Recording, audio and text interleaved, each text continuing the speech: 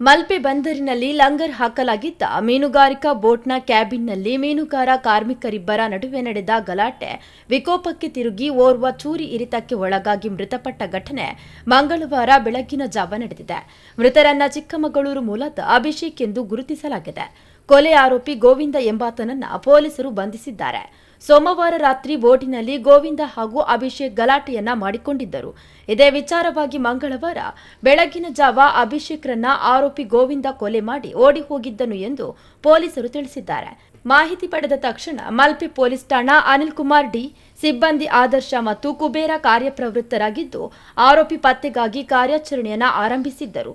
ಆರೋಪಿ ಗೋವಿಂದ ಹೈದರಾಬಾದ್ ಅಥವಾ ಮುಂಬೈ ಕಡೆ ಹೋಗಲು ಉಡುಪಿ ರೈಲ್ವೆ ನಿಲ್ದಾಣದ ಮೂಲಕ ಪರಾರಿಯಾಗಲು ಯತ್ನಿಸಿದ್ದನು.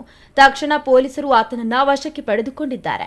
ಗೋವಿಂದ ಸುಮಾರು 15 ವರ್ಷಗಳಿಂದ ಮನೆಗೆ ಹೋಗದೆ ಮುಂಬೈ, ಹೈದರಾಬಾದ್ ಹಾಗೂ ಇತರ ಕಡೆಗಳಲ್ಲಿ ಕೆಲಸವನ್ನ ಮಾಡಿಕೊಂಡಿರುವುದಾಗಿ ತಿಳಿದುಬಂದಿದೆ. ಆರೋಪಿಯನ್ನ ಪೊಲೀಸರು ಬಂಧಿಸಿ ವಿಚಾರಣೆಗೆ ಒಳಪಡಿಸಿದ್ದು ಕೊಲೆಗೆ ನಿಖರವಾದ ಕಾರಣ ಇನ್ನಷ್ಟೇ ತಿಳಿದು ಬರಬೇಕಾಗಿದೆ. ಈ ಬಗ್ಗೆ ಮಲ್ಪೆ ಪೊಲೀಸ್ ಠಾಣೆಯಲ್ಲಿ ಪ್ರಕರಣವು ದಾಖಲಾಗಿದ್ದು ತನಿಖೆ ನಡೆಯುತ್ತಿದೆ.